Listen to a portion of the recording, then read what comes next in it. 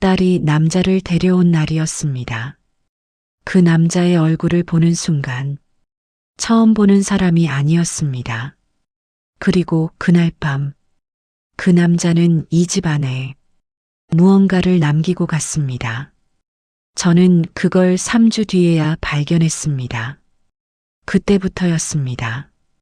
이 남자가 누구인지, 왜 이 집에 왔는지, 그리고 내 딸에게 무슨 짓을 하려 했는지 하나씩 알게 되는 것이 이야기 시작 전 구독과 좋아요 부탁드립니다. 오늘의 이야기 시작하겠습니다. 딸이 남자를 데려온 날이었습니다. 엄마, 한도연 씨야. 저는 아무 생각 없이 고개를 들었습니다. 그리고 숨이 멎었습니다. 온몸의 피가 한꺼번에 발밑으로 쏟아지는 것 같았습니다. 남자가 웃으며 말했습니다. 어머니, 처음 뵙겠습니다. 처음. 그 입에서 나온 말은 처음이었습니다. 저는 그 남자의 얼굴을 봤습니다. 그리고 알았습니다. 이 얼굴을 저는 압니다. 어디서 봤는지는 모릅니다. 언제 봤는지도 모릅니다. 그런데 압니다. 이 눈빛을, 이 인매를, 뭔가가 기억의 아주 깊은 곳에서 올라오려 하고 있었습니다. 그런데 잡히지 않았습니다. 안개 속에 있는 것처럼, 손을 뻗으면 사라지는 것처럼 저는 억지로 웃었습니다. 손을 내밀었습니다. 악수를 했습니다. 그 손이 떨리지 않기를 간절히 바라면서 저녁을 먹었습니다. 남자의 이름은 한도연, 나이 33, 회사를 운영한다고 했습니다. 말을 잘했습니다. 웃음이 자연스러웠습니다. 딸을 바라보는 눈빛이 따뜻했습니다. 어느 하나 흠잡을 데가 없었습니다. 그런데 저는 밥을 먹는 내내 그 얼굴에서 눈을 뗄 수가 없었습니다. 어디서 봤지? 왜 이렇게 낯이 익지? 기억이 잡히지 않았습니다. 그게 더 무서웠습니다. 식사가 끝나고 한도연이 화장실을 다녀오겠다고 했습니다. 저는 딸과 설거지를 시작했습니다. 물소리 사이로 복도에서 발소리가 들렸습니다. 그리고 멈췄습니다. 저는 고개를 돌렸습니다. 한도연은 복도 벽에 걸린 오래된 사진 앞에 서 있었습니다. 20년 전 가족 사진이었습니다. 남편이 살아있을 때, 딸이 10살이었을 때, 그 사진 앞에서 한도연의 표정이 웃고 있지 않았습니다. 뭔가를 확인하는 눈빛이었습니다. 마치 오래 기다리던 것을 드디어 눈앞에서 보는 사람의 눈빛, 그리고 아주 작게 입술이 움직였습니다. 이 집 드디어 돌아왔네. 온몸에 소름이 돋았습니다. 돌아왔다. 이 남자는 이 집에 온 적이 있습니다. 그런데 저는 이 남자를 본 적이 없습니다. 한 번도. 한도연은 화장실에서 나와 아무 일도 없다는 듯 식탁에 앉았습니다. 딸이 웃으며 물었습니다. 오빠, 왜 이렇게 오래 걸렸어? 복도에 사진이 많더라고. 가족 사진이 참 보기 좋아서. 저는 웃었습니다. 그래요. 한도연이 나를 봤습니다. 저도 그 눈을 봤습니다. 1초였습니다. 그 1초 동안 그 웃음 뒤에서 전혀 다른 눈빛이 보였습니다. 차갑고 깊고 뭔가를 오래 품어온 사람의 눈빛이었습니다. 그날 밤 딸이 잠든 뒤 저는 혼자 거실에 앉았습니다. 저 얼굴 저는 압니다. 분명히 압니다. 그런데 기억이 올라오질 않습니다. 30년치 기억 중에 어딘가에 저 얼굴이 있습니다. 저는 밤새 기억을 뒤졌습니다. 잡히지 않았습니다. 다음 날 아침, 저는 집안을 둘러봤습니다. 아무것도 달라진 게 없었습니다. 그런데 이상했습니다.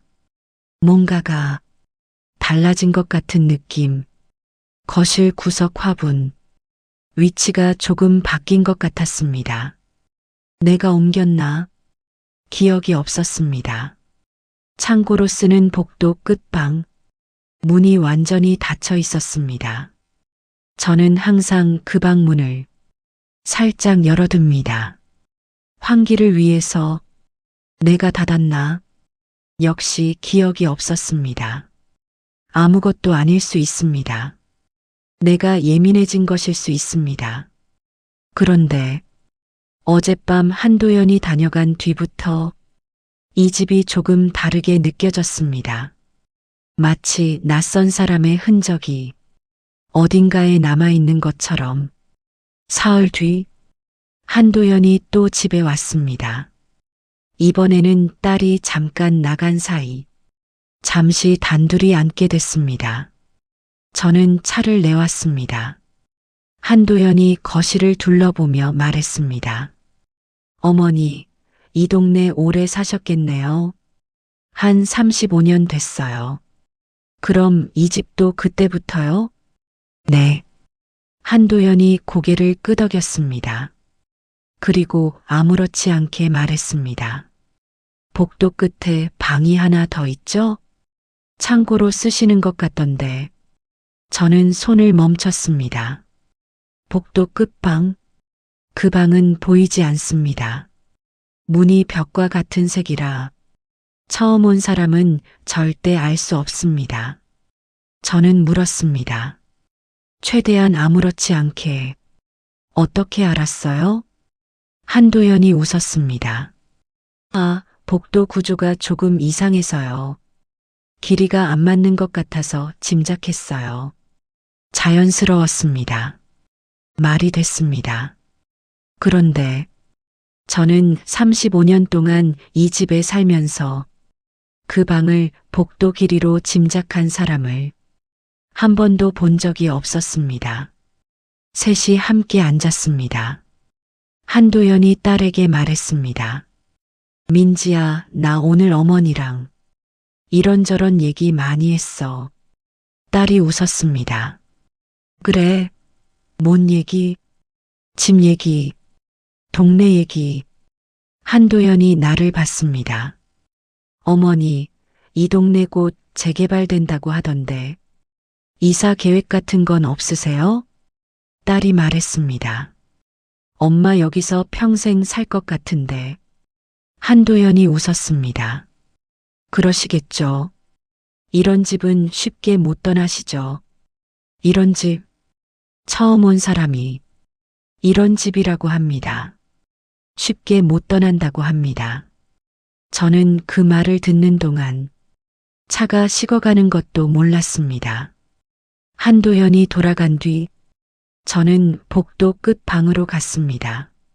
문을 열었습니다.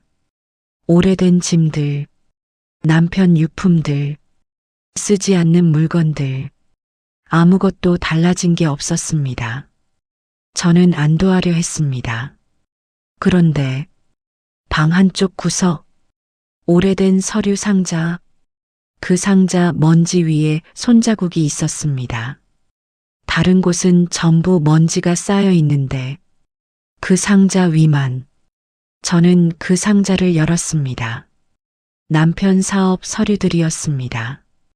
20년 전 것들, 누군가 들여다본 흔적이 있었습니다. 서류 순서가 흐트러져 있었습니다. 저는 그 자리에 오래 서 있었습니다. 이 방에 마지막으로 들어온 게 언제였는지 기억을 더듬었습니다. 6개월은 됐습니다. 그런데 이 먼지 없는 자국은 훨씬 최근이었습니다. 저는 천천히 방을 둘러봤습니다. 그리고 발견했습니다. 아주 작은 것을. 창문 아래쪽 구석, 바닥과 벽이 만나는 자리, 작고 검은 무언가가 붙어 있었습니다. 손가락 한마디보다 작은. 저는 그것을 손으로 떼어냈습니다. 손바닥 위에 올려놨습니다. 저는 그게 뭔지 몰랐습니다. 한도연이 처음 이 집에 온 다음 날, 이 집에서 뭔가가 달라졌습니다. 화분 위치, 복도 끝 방문, 서류 상자 위 먼지, 그리고 저 작고 검은 무언가. 저는 아직 아무것도 모릅니다. 그 남자가 누구인지도, 왜 이 집에 왔는지도, 30년 전 기억 속 어딘가에 그 얼굴이 있다는 것만 압니다. 그리고 한 가지 더, 그 남자는 이 집에 처음 온 게 아닙니다. 저는 그날 밤 잠을 자지 않았습니다. 복도 끝방, 서류 상자, 먼지 없는 자국, 그리고 저 작고 검은 무언가.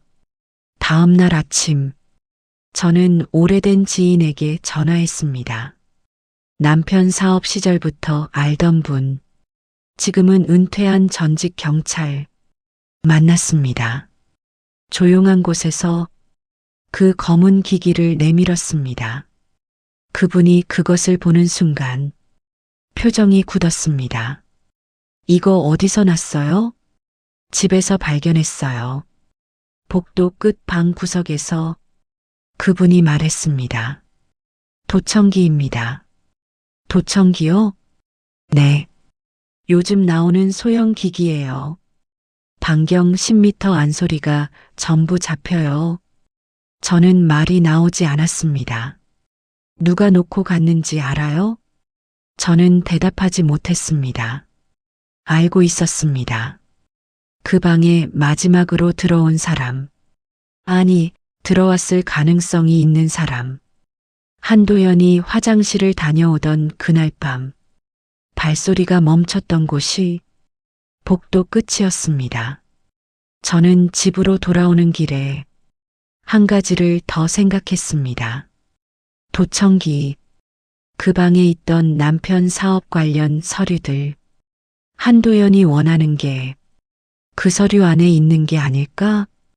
그런데 그 서류들이 뭔지 저도 정확히 모릅니다. 남편이 죽고 나서 그 상자를 한 번도 열어본 적이 없으니까요. 남편이 살아있을 때 무슨 일이 있었는지를 저는 다 알지 못합니다. 알려고 하지 않았습니다. 집에 돌아왔습니다. 저는 복도 끝 방으로 갔습니다. 그 서류 상자를 꺼냈습니다. 뚜껑을 열었습니다. 20년 전 계약서들, 거래장부, 영수증 묶음. 저는 하나씩 들여다봤습니다. 대부분은 알 수 없는 숫자들이었습니다. 사업 내용이니까요. 그런데 상자 맨 아래 다른 것들과 다르게 따로 묶여있는 서류가 하나 있었습니다.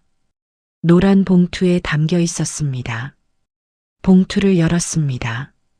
안에는 사진 한 장과 손으로 쓴 편지가 있었습니다. 사진을 먼저 봤습니다. 젊었을 때 남편이었습니다. 그리고 남편 옆에 나이가 좀 있는 남자가 있었습니다. 둘이 웃고 있었습니다. 사진 뒤에 날짜가 적혀 있었습니다. 25년 전, 그리고 이름 2개. 이재호, 한성국. 얼굴이 낯이 익었습니다.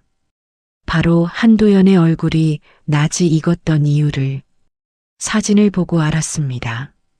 편지를 폈습니다. 재호야, 내가 한 짓 언젠가 반드시 돌려받겠다. 한성국, 남편이 한 짓 내 것을 가져갔다. 저는 그 편지를 들고 오랫동안 앉아 있었습니다. 남편이 숨겨뒀던 이 상자 안에 한성국의 편지가 있었습니다. 한도연에게서 문자가 왔습니다. 어머니, 이번 주말에 찾아뵐게요. 식사 한번 대접하고 싶어요. 저는 문자를 받습니다. 그리고 편지를 받습니다. 이 남자는 이 방의 서류를 봤을 겁니다. 이 편지를 봤을 수도 있습니다. 그런데 모르는 척하고 있습니다. 저는 한 가지 결정을 했습니다. 저도 모르는 척하기로. 이 남자가 무엇을 알고 있는지, 무엇을 원하는지 내가 먼저 알아내야 합니다. 주말이 됐습니다. 셋이 밥을 먹었습니다.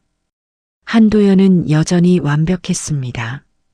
웃음이 자연스러웠습니다. 딸을 보는 눈빛이 진심처럼 보였습니다. 밥을 먹다가 한도연이 말했습니다. 어머니, 결혼하면 저희가 근처에서 살고 싶어요. 어머니 곁에 있어야 할 것 같아서요. 딸이 웃었습니다. 그러자 저도 그러고 싶어. 저는 웃었습니다. 그래요. 좋죠. 식사가 끝나고 딸이 설거지를 하겠다고 했습니다. 나와 한도연이 거실에 단둘이 앉았습니다. 차를 마셨습니다. 잠시 침묵이 흘렀습니다. 한도연이 먼저 말했습니다. 어머니, 돌아가신 아버님 사업이 어떤 분야였어요? 저는 찻잔을 내려놨습니다. 건설 쪽이었어요. 그러셨군요. 사업이 잘 됐나요? 그냥 내가 사업 쪽은 잘 몰라서. 한도연이 고개를 끄덕였습니다. 민지 얘기로는 돌아가시기 전에 회사가 꽤 컸다고 하던데 동업자나 투자자 없이 혼자 키우신 거예요? 동업자, 투자자. 저는 그 단어를 듣는 순간 심장이 한 박자 늦게 뛰었습니다. 그냥 질문 같았는데 뭔가 기분이 이상했습니다. 저는 웃으며 말했습니다. 글쎄요. 잘 모르겠어요. 회사 얘기는 잘 안 했거든요. 한도연이 웃었습니다. 그렇군요. 더 묻지 않았습니다. 그런데 왠지 내가 뭔가 알고 있는지를 확인하는 것 같았습니다. 한도연이 돌아간 뒤 저는 다시 복도 끝 방으로 갔습니다. 서류 상자를 다시 열었습니다. 이번엔 더 꼼꼼히 봤습니다. 거래 장부 맨 뒷장, 숫자들 사이에서 지워진 흔적이 있었습니다. 연필로 쓰고 지운 흔적.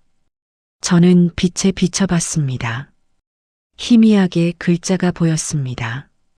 한성국 지분 40%, 이전 완료 1999, 3, 1999년, 25년 전, 한성국의 지분이 남편 앞으로 넘어온 서류였습니다.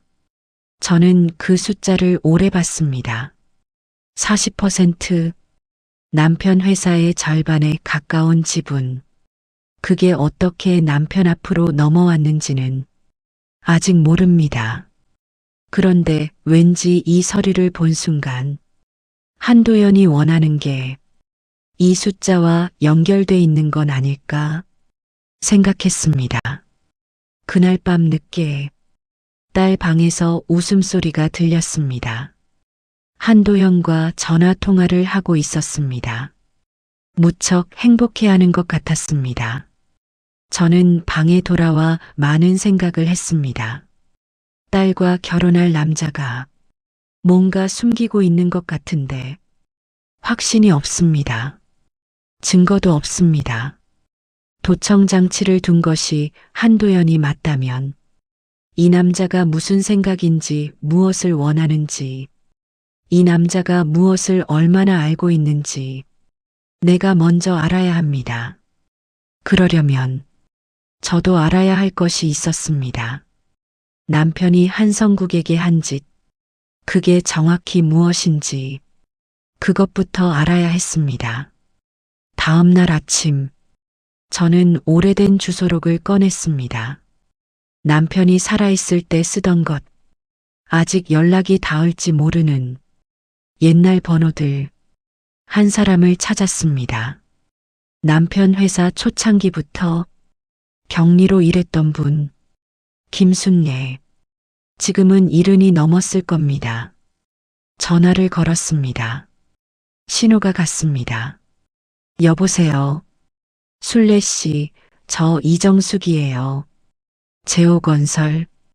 긴 침묵. 사모님, 오랜만이죠. 갑자기 연락해서 미안해요. 물어볼 말이 있어서요. 혹시 한성국 이라는 사람 아세요? 며칠 뒤 순례 씨를 만났습니다. 조용한 곳에서 순례 씨는 많이 늙어 있었습니다. 내가 기억하는 것보다 훨씬 마주 앉았습니다. 내가 먼저 말했습니다. 한성국이 누굽니까? 김순례가 찻잔을 내려놨습니다. 사모님, 정말 모르셨어요? 뭐요? 김순례가 오랫동안 나를 봤습니다. 그리고 말했습니다. 한성국 씨가 제오건설 공동 창업자예요. 공동 창업자. 남편이 혼자 세운 회사가 아니었습니다. 저는 그냥 한성국 씨를 아는 지인으로만 알고 있었습니다. 그런데 공동 창업자라고 합니다. 처음부터요? 네, 처음부터요. 두 분이 같이 시작했어요. 한성국 씨가 투자자로 자금을 댔고 사장님이 운영을 맡으셨어요. 김순례가 계속했습니다. 처음엔 잘 됐어요. 두 분이 사이도 좋았고, 그런데 회사가 커지면서부터 달라졌어요. 어떻게 달라진 거예요? 김순례가 말을 멈췄습니다. 어느 날부터 두 분 사이가 나빠지셨어요. 그리고 한성 국사장님이 회사를 나가셨어요. 저도 처음엔 이유를 몰랐는데 나중에 알고 보니 사장님이 한성 국사장님 지분을 빼앗은 거였어요. 그래서 한성 국사장님이 회사를 나가신 거였어요. 저는 물었습니다. 어떻게요? 저도 자세한 내막은 몰라요. 한성국 씨한테 딸이 있었는데 그분 소식은 아세요? 김순례가 말했습니다. 딸이 하나 있었어요. 한정순이라고. 지금도 연락이 되나요? 김순례가 고개를 저었습니다. 몇 년 전에 돌아가셨어요. 많이 힘들게 사셨대요. 저는 물었습니다. 한정순 씨한테 자식은요? 김순례가 나를 봤습니다. 잠깐, 아주 짧게, 뭔가를 재는 것 같은 눈빛이었습니다. 아들이 하나 있었다고 들었어요. 혹시 이름 아세요? 그건 몰라요. 모른다고 했습니다. 그런데 그 눈빛이 모르는 사람의 눈빛이 아니었습니다. 저는 더 묻지 않았습니다. 자리에서 일어나려는데 김순례가 말했습니다. 사모님, 네. 왜 갑자기 한성국 씨를 찾으세요? 저는 말했습니다. 그냥 궁금한 게 생겨서요. 김순례가 나를 봤습니다. 사모님, 뭔가 말하려다 망설였습니다. 무슨 얘긴지 하셔도 돼요. 김순례가 말했습니다. 조심하세요. 무슨 말씀이에요? 한성국 씨가 평생 억울하게 사셨어요. 그 감정이 어디로 갔겠어요? 그리고 덧붙였습니다. 감정은 사람이 죽어도 사라지지 않거든요. 저는 그 말을 들으면서 자리에서 일어났습니다. 감정은 사라지지 않는다. 한성국의 감정이 어디로 갔을지 짐작이 되었습니다. 딸 한정순에게, 또 그 아들에게, 집으로 돌아오는 길, 저는 걸으면서 생각했습니다. 한도현, 나이 33, 혹시 한정순의 아들이라면, 그리고 이 집 구조를 알고 있습니다. 이 집 드디어 돌아왔네. 돌아왔다는 건 왔던 적이 있다는 겁니다. 어릴 때, 아주 어릴 때 이 집에 온 적이 있다는 겁니다. 저는 걸음을 멈췄습니다. 만약 그렇다면 한도연은 한성국의 외손자일 수도 있습니다. 예전에 한성국이 우리 집에 초대받아 왔을 때 딸과 그의 아들이 같이 온 적이 있다는 게 생각났습니다.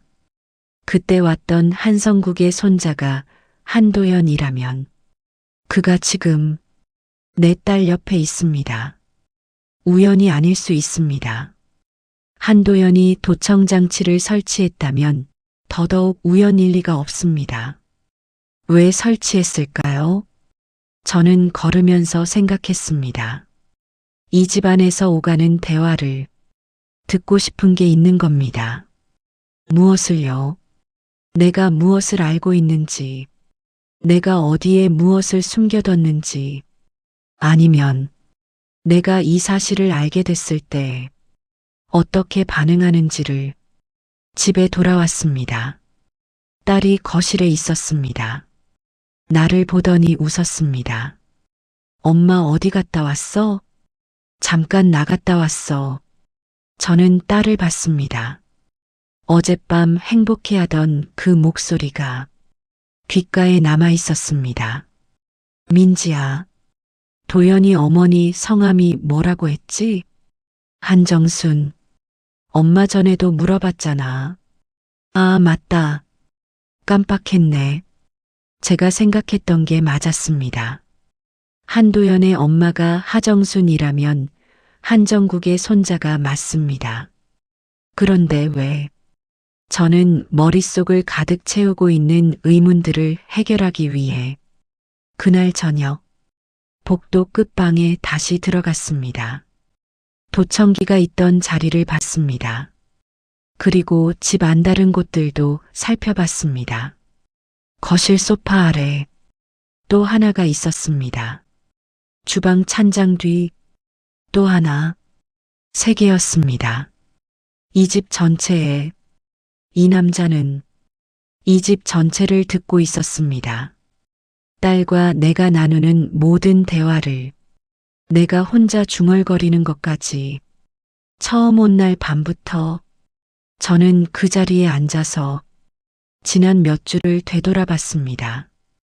한도연이 처음 온 날 이후 이 집안에서 내가 한 말들, 딸과 나눈 대화들 전부 들렸을 겁니다.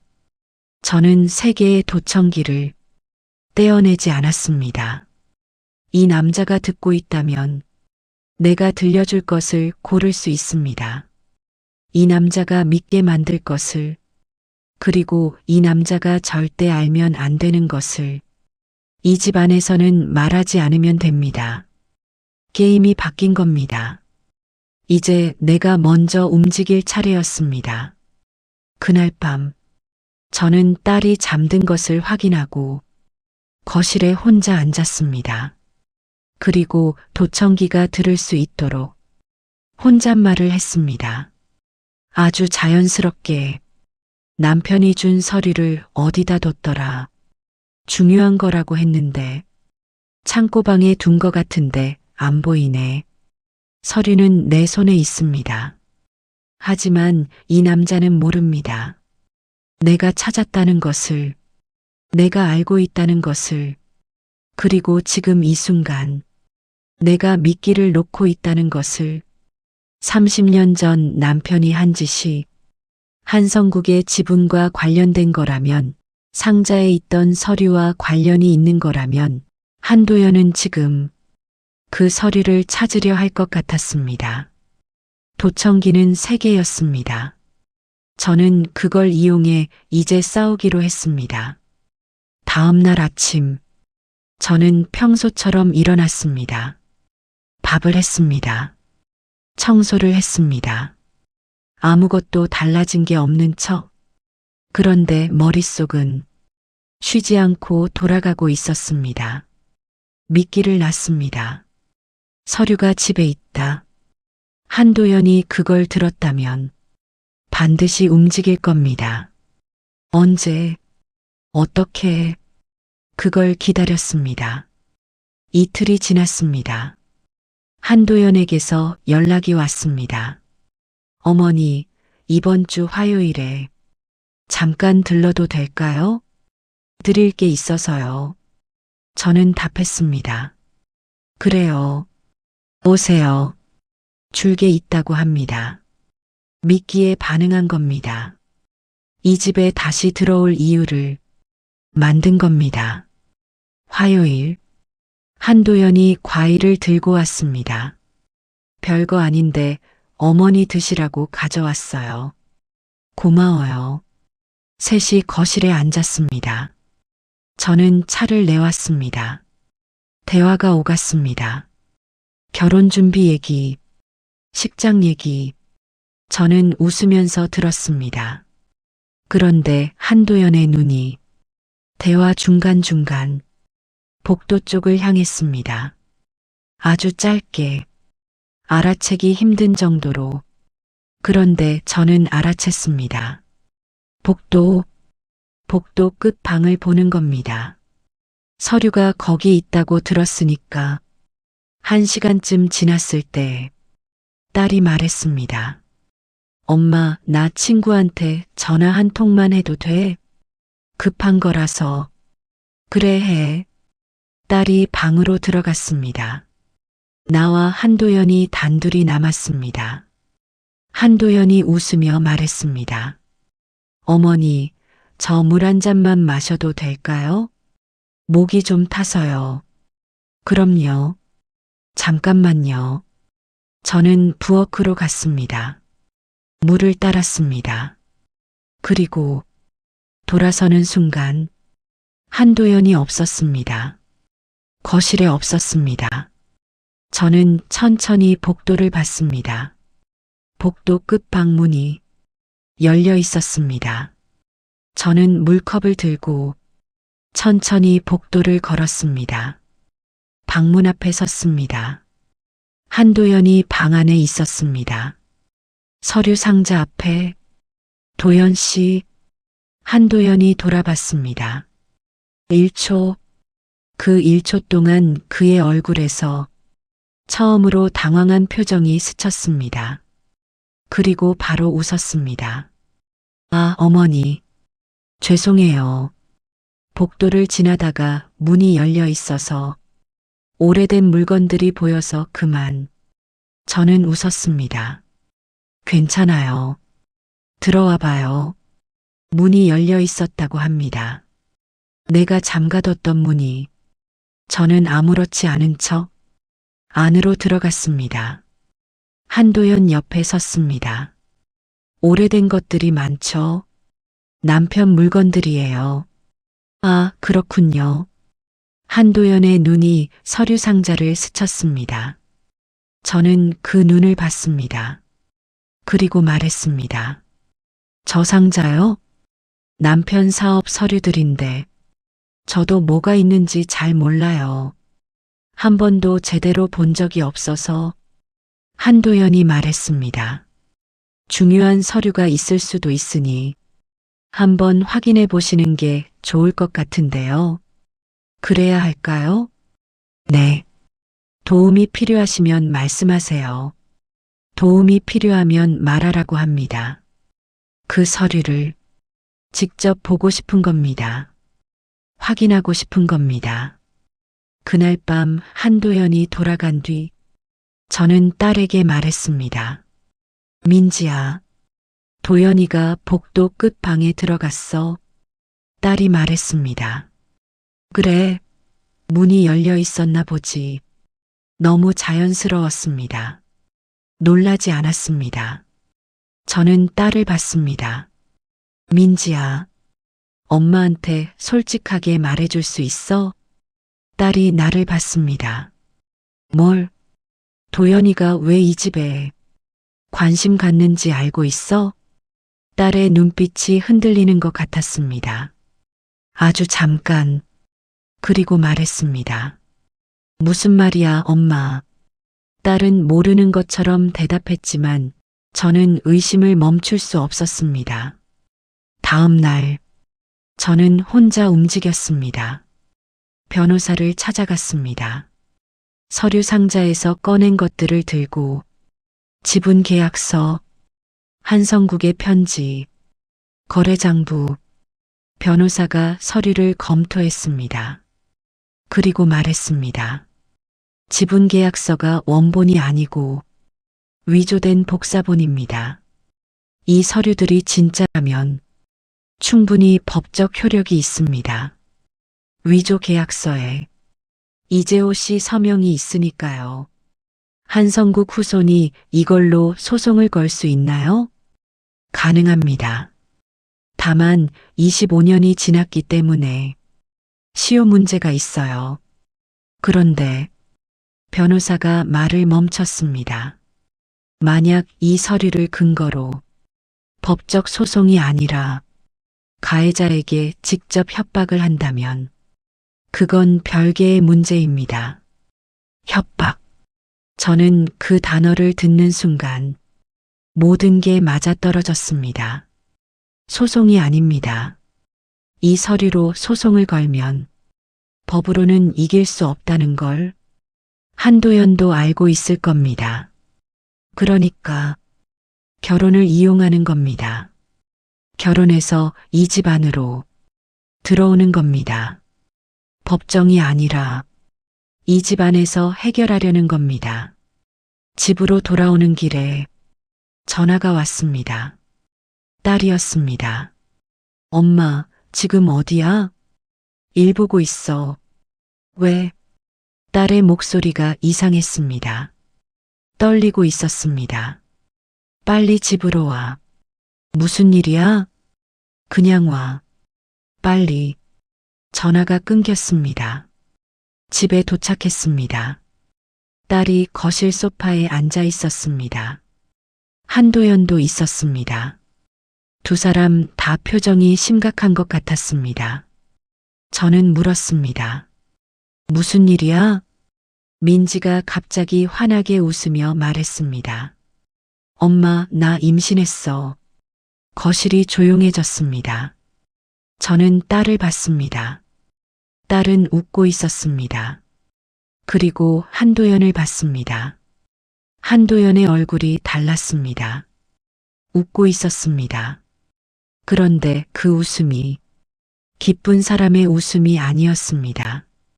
뭔가 당황한 듯한 사람의 웃음이었습니다. 0.5초였습니다. 그 0.5초를 저는 놓치지 않았습니다. 저는 말했습니다. 민지야, 엄마랑 얘기 좀 하자. 도연 씨, 잠깐 자리 좀 피해줄 수 있어요? 한도연이 일어났습니다. 그러세요. 어머니, 현관문이 닫혔습니다. 저는 딸의 손을 잡았습니다. 얼마나 됐어? 2달. 도연이도 알고 있었어. 딸이 고개를 끄덕였습니다. 응, 아까 집에 오면서 말했어. 저는 딸의 손을 잡은 채 생각했습니다. 한도연의 표정은 이미 알고 있는 일인데도 당황하는 듯한 미묘한 표정이 있었습니다. 임신. 이 남자 계획에 없었던 일일 수도 있습니다. 이 남자의 계획은 도대체 무엇이었을까요? 딸을 방으로 들여보냈습니다. 현관문을 열었습니다. 한도연이 밖에 서 있었습니다. 들어와요. 둘이 거실에 마주 앉았습니다. 저는 이 남자가 지금 무슨 생각을 하는지 알고 싶었습니다. 표정을 봤습니다. 차분했습니다. 너무 차분했습니다. 한도연이 말했습니다. 어머니, 결혼을 서둘러야 할 것 같아요. 민지 상태를 생각하면 저는 웃었습니다. 그리고 한 가지를 결심했습니다. 이 남자의 계획이 무엇인지 내가 먼저 알아야 한다는 것을. 한도연이 돌아간 뒤 저는 복도 끝 방으로 갔습니다. 도청기가 있던 자리를 확인했습니다. 세 개 전부 그대로였습니다. 저는 그 앞에서 통화하는 사람처럼 말했습니다. 아주 자연스럽게 결혼을 좀 더 미뤄야 할 것 같아. 민지 몸 상태가 좋지 않아서 내가 병원 같이 가주려고 했더니 혼자 다녀도 된다고 나보고 신경 쓰지 말라네 걱정되게 여러 가지 상황을 연출해서 얘기했습니다. 어떤 말에 반응하는지 살펴야 했으니까요. 결혼이 미뤄진다는 말에, 민지가 혼자 병원을 다닌다는 말에, 이 남자가 어떻게 반응하는지 보고 싶었습니다. 그래야 해결책을 찾을 수 있으니까요.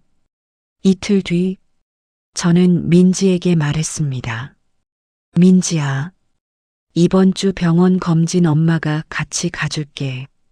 오빠랑 같이 가려고 했는데 도연이는 바쁘잖아.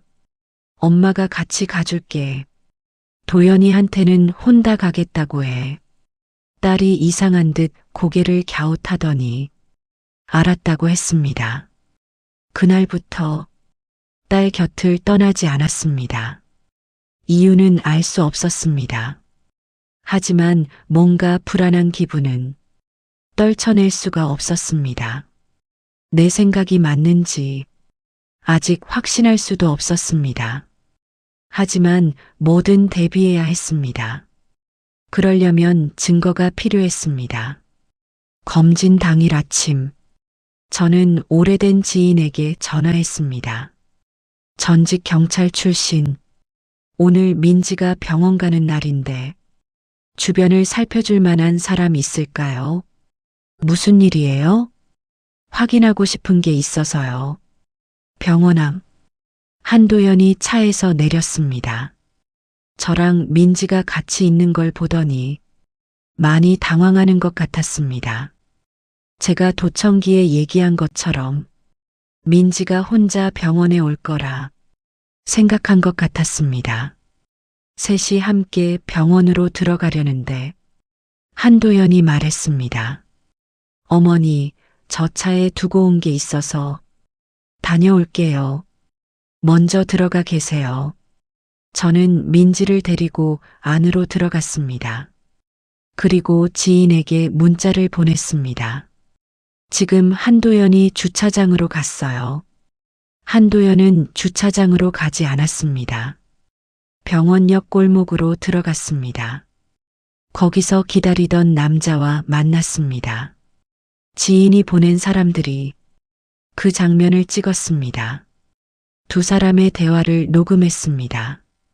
한도연은 10분 뒤 아무 일도 없었다는 듯 병원 안으로 들어왔습니다. 웃으면서 그날 저녁 지인을 만났습니다. 녹음 파일을 꺼냈습니다. 들어보세요. 오늘은 안 되겠어. 어머니가 따라왔어. 그럼 어떻게 하면 됩니까? 다시 연락할게. 민지 혼자 움직일 때 해야 돼. 민지 혼자 움직일 때 해야 한다고 했습니다. 저는 그 말을 들으면서 손이 떨렸습니다. 이 남자는 민지한테 무언가를 하려고 하고 있습니다. 자기 아이를 임신한 민지를 저는 지인에게 물었습니다. 저 남자는 누구예요? 지인이 말했습니다. 한도연이랑 어릴 때부터 아는 사이예요. 지금도 한도연 회사에서 비공식으로 일하고 있고 폭행 전과가 있어요. 폭행 전과, 평범한 사람은 아닌 것 같았습니다. 이 사람을 이용하려는 것 같았습니다. 치밀했습니다. 처음부터 끝까지 저는 불안해서 물었습니다. 경찰에 얘길 수 있어요? 지인이 말했습니다. 지금 당장은 어려워요. 아직 아무것도 안 했으니까요. 그럼 어떻게 해요? 제대로 잡으려면 기회를 봐야죠. 저는 말했습니다. 민지는요? 민지 씨는 절대 혼자 두지 말고 한도연의 움직임을 잘 살펴야 해요. 집으로 돌아왔습니다. 딸이 거실에 있었습니다. 핸드폰을 보면서 웃고 있었습니다. 한도연한테서 문자가 온 겁니다. 저는 그 웃음을 봤습니다. 저는 딸 옆에 앉았습니다. 아무 말도 하지 않았습니다. 딸의 손을 잡았습니다. 딸이 웃으며 봤습니다. 왜 엄마? 그냥. 다음 날 저는 한도연에게 전화했습니다. 도연 씨, 민지 다음 주 화요일에 검진 있어요. 내가 일이 생겨서 못 갈 것 같으니까 도연 씨가 데려다 줘요. 전화기 넘어가 잠깐 조용했습니다. 그리고 네 어머니, 제가 같이 갈게요. 한도연에게 미끼를 던졌습니다. 저는 지인에게 연락했습니다. 화요일이에요. 화요일 아침 딸에게 말했습니다. 민지야, 오늘 무슨 일이 있어도 놀라지 마. 엄마가 같이 있으니까. 엄마 그게 무슨 말이야. 임신 중이니까 조심하라고. 한도현과 민지가 병원으로 출발했습니다. 저는 지인과 차에 타서 불안한 마음으로 한도현 차 뒤를 쫓았습니다. 무슨 일이 일어날지, 아니 아무 일도 일어나지 않기를 바라면서 앞에 차를 주시했습니다. 그런데 한도연의 차가 병원으로 가지 않고 외곽으로 빠지기 시작했습니다. 그리고 그 옆으로 다른 차 한 대가 더 따라 붙었습니다. 저는 점점 더 불안해져서 어떻게 거기까지 갔는지 기억이 잘 나지 않습니다. 그들이 도착한 곳은 외곽의 폐공장 창고 같은 곳이었고 민지를 거기다 가두고는 문을 잠그는 게 보였습니다. 민지가 끌려가며 울부짖었습니다. 오빠 이게 무슨 일이야? 나한테 왜 이래? 울면서 끌려가는 민지를 보고 내가 내리려고 하니 지인이 붙들었습니다. 경찰에 연락했으니 조금만 기다리라고. 우리가 나서면 일 망친다고. 조용히 지켜보자고 했습니다. 우리는 뒤쪽에서 그 상황을 지켜볼 수밖에 없었습니다. 차를 따라오는 내내 아니길 바랬는데 자기 아이를 임신한 여자한테 한도연이는 말도 안 되는 짓을 진짜 하고 있었습니다. 지금도 그때를 생각하면 손이 떨립니다. 그들은 민지를 가둬놓고 차에 타더니 무언가 얘기를 나누고 있었습니다. 그리고 경찰이 도착했습니다. 저는 차에서 내려 경찰에 잡혀가는 한도연이를 바라봤습니다. 저와 눈이 마주쳤습니다. 뭔가 다 잃은 것 같은 표정이었습니다. 저는 그 모습을 뒤로 한 채 안으로 들어가 민지를 안았습니다. 울고 있던 민지는 저를 보자 정신을 잃었고 그런 민지를 안고 저는 한참을 울었습니다. 병원에서 깨어난 민지는 무슨 상황인지 물었습니다. 저는 그동안 있었던 일을 차근차근 설명했습니다. 민지는 이 상황이 받아들여지지 않는 것 같았습니다. 사랑해서 결혼하려던 남자가 자기 뱃속의 아이 아빠가 자기를 어떻게 하려고 했다는 사실이 믿어질 리가 없었습니다. 민지는 아니라고, 아닐 거라고 울면서 현실을 받아들이지 못했습니다. 아버지가 저지른 죄로 인해 딸이 이렇게 고통받고 있다는 게 새삼 남편이 원망스러웠습니다. 아니, 제 자신이 한심스러웠습니다. 남편이 밖에서 무슨 짓을 하고 살았는지 아무것도 모른 채 몇십 년을 살았다는 게 제 자신이 너무 싫었습니다. 경찰 조사에서 한도연이 한 것들이 하나씩 드러났습니다. 지인이 혹시 모르니 민지 가방에 녹음기를 하나 넣어두라고 주어서 제가 병원 가기 전 민지 가방에 넣었었는데 그 녹음기에 그들의 차에서 나눈 대화가 다 녹음되어 있었습니다. 민지를 납치만 하려 한 것이 아니고 죽이려고 계획했다는 것을 들었을 때 심장이 멎는 듯 했습니다. 자기 아이를 임신한 여자를 죽이려고 계획하고 있었던 겁니다. 조사 결과 3년 전 외할아버지 한성국이 죽으면서 한도연에게 유언을 남겼습니다. 이재호가 빼앗아간 것을 너라도 반드시 찾아라. 한도연은 저에게 접근하기 위해 3년 동안 준비했습니다. 딸의 동선을 파악했습니다. 우연한 만남을 가장해 딸에게 접근했습니다.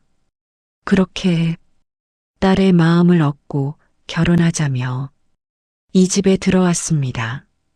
처음 인사 온 날 밤 화장실을 다녀오는 척 복도 끝방에 들어갔습니다. 서류 상자를 뒤졌습니다. 도청기를 3개 설치했습니다. 이 집안에서 오가는 말을 전부 들었습니다. 계획은 이랬습니다. 결혼 준비를 마친 듯 지분 위조 서류를 들이밀면서 민지에게 아버지가 한 일을 알리겠다고 협박해 우리 재산을 가로채고 사라지려 했다는 것. 처음부터 결혼할 마음은 없었습니다. 딸은 수단이었습니다. 이 집 안으로 들어오기 위한, 나를 협박하기 위한. 그런데 딸이 임신했습니다. 계획이 틀어졌습니다. 그래서 한도연은 딸을 납치해 재산을 요구하고 죽이려 한 것입니다. 임신한 딸이 있으면 협박 후에 결혼을 끊어내기가 복잡해집니다. 만약 딸이 아이를 낳으면 안 되는 것입니다. 이 남자는 일이 복잡해지는 게 싫었습니다. 복수가 목적이지. 이 집과 민지와 나와 오래 엮이는 건 원하지 않았습니다. 그래서 민지를 없애기로 했습니다. 아이와 함께 돈을 받아낸 이후에 사고처럼 보이게 하려고 모든 계획을 세워두었습니다. 조사 중에 한 가지가 더 드러났습니다. 검사가 말했습니다. 한도연이 변호사를 통해서 서류를 이미 받았습니다. 서류요? 이재호 씨가 남긴 지분 반환 서류요. 한도연한테도 사본이 전달됐습니다. 이 집에 오기 전에 이 남자는 알고 있었습니다. 법적으로 이미 돌려받을 수 있다는 걸. 그런데도 이 집에 왔습니다. 도청기를 설치했습니다. 딸을 이용했습니다. 민지를 없애려 했습니다. 그의 복수심은 서류로 받고 법으로 해결되는 것으로는 부족했던 겁니다. 외할아버지가 빼앗긴 재산 때문에 평생 억울하게 산 것, 그로 인해 어머니가 아플 때 제대로 치료도 못 받고 죽은 것, 한도연은 이 모든 한을 품고 우리에게 접근한 것이었습니다. 그 감정이 서류 한 장으로는 풀리지 않았던 겁니다. 이 집 사람들이 직접 무너지는 걸 눈으로 봐야 했던 겁니다. 재산만 빼앗는 게 아니라 이 집 전체를 뿌리째 뽑아 없애려 한 것입니다. 그 사실들을 들으면서 오랫동안 멍하니 있었습니다. 할 말이 없었습니다. 이 남자가 무서웠습니다. 그런데 동시에 이 남자를 이렇게 만든 것이 무엇인지도 알았습니다. 남편이 한 짓, 돈에 눈이 멀어 욕심을 부린 그 짓이 만들어낸 복수심, 그 감정을 물려받은 아이, 전부 연결돼 있었습니다. 재판이 진행됐습니다. 한도연은 징역형을 선고받았습니다. 딸은 아이를 낳았습니다. 혼자 아버지가 지은 죄를 자기가 대신 벌을 받을 순 없겠지만 아이를 잘 키우는 것으로 대신 하고 싶다고 했습니다. 한도연이를 진심으로 사랑했으니까요. 딸이 아이를 안고 저를 바라봤습니다. 그날 밤 저는 복도 끝방에 들어갔습니다. 불을 켰습니다. 남편 유품들, 오래된 서류들, 그리고 벽에 붙은 빛바랜 사진 하나, 남편과 한성국, 둘이 웃고 있는. 저는 그 사진을 오래 봤습니다. 당신은 이 사람한테 돌이킬 수 없는 나쁜 짓을 했습니다. 그리고 그 값이 이렇게 돌아왔습니다. 나한테, 딸한테, 태어난 지 얼마 안 된 아이한테까지. 저는 그 사진을 서랍에 넣었습니다. 버리지는 않았습니다. 어떤 잘못은 당사자가 죽어도 끝나지 않습니다. 남겨진 사람들이 그 벌을 계속 치릅니다. 그래서 지금 내가 하는 선택이 나만의 일이 아닌 겁니다. 에필로그. 이 이야기를 하면서 저는 한 가지를 계속 생각했습니다. 내가 조금만 더 일찍 알았다면, 내가 조금만 더 용기가 있었다면, 그러면 아마 뭔가 달랐을 수도 있습니다. 그리고 여전히 달라지지 않는 것들이 있었을 겁니다. 남편이 한 짓은 내가 어떻게 해도 없어지지 않으니까요. 지금 이 이야기를 듣고 계신 분들께 한 가지만 말씀드리고 싶습니다. 가까운 사람이 하는 일을 모른 척하지 마십시오. 편하려고 눈을 감는 것이 나중에 얼마나 큰 값을 치르게 되는지 저는 그걸, 딸이 납치당하는 걸 눈앞에서 보면서 알았습니다. 딸은 요즘 아이를 키우면서 이런 말을 합니다. 엄마, 이 아이한테는 아무것도 숨기지 않을 거야. 저는 그 말을 들을 때마다 울고 싶습니다. 그게 얼마나 어려운 일인지 저는 압니다. 그래도 상관없습니다. 딸이 지금 여기 있다는 것이 제겐 더 소중하니까요. 그게 전부입니다. 오늘 이 이야기가 마음에 남으신다면 구독과 좋아요, 그리고 여러분의 생각을 댓글로 남겨주세요. 다음 이야기에 많은 힘이 됩니다. 끝까지 들어주셔서 감사합니다.